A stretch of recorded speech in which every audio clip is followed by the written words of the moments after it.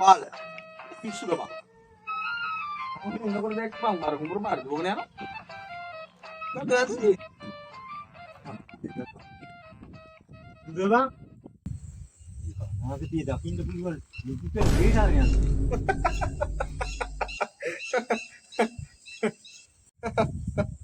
එහෙනම් කියපන් බලන්න මං කොයි වෙලාවෙද කසාද බඳින්නේ කියලා. ඈ මේකෙන් පේනවා.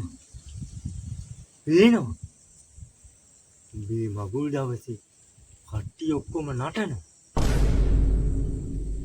ඒත් එක්කම කෑම මේසේ තියෙන කේක් එකකින් කෑල්ල උරුල්ලෙක් අරන් යනවා.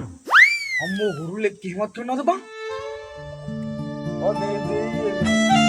මගේ මගුල් දවසේ මේකෙන් කන පිට හැරෙනවනේ බං. දැක්කද? මං කිව්වේ මේක පට්ට භාණ්ඩයක් කියලා. මේක ණයට දෙන්න. මේ දවසට 500 ගානක් ඕනේ. ඇත්තටමද කියන්නේ? ඇත්ත. මට දියන්කෝ මගේ ලොස්සන බිස්නස් ගොඩදා ගන්න පුළුවන් විදියක් බලන්න. හලෝ ඒකට යන්තරව මම මට කියපන් මම ලබන සතියේ ලොතරැයියක් ගත්තොත් මේ දිනයිද කියලා. හලෝ ඒකට යන්තරව මම ලබන සතියේ ලොතරැයියක් ගත්තොත් මේක දිනයිද කියහන්කෝ. පොඩ්ඩක් අනට තියලා තද කරලා අල්ලගන්න. ඒකට යන්තරව හලෝ එහෙමද? කියන්නේ මොකද කියන්නේ? දිනනවා කිව්වද? දිනනවා කිව්වද? මට ඇහුණා අල්ලපු ගෙදර බල්ලපුරන සද්දේ එහා ගෙදර වැද්දට යන සද්දේ. දිනනවා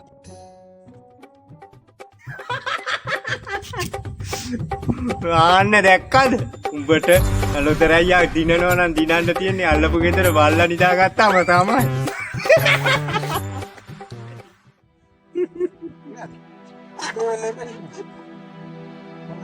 මාර කාරගන්නේ.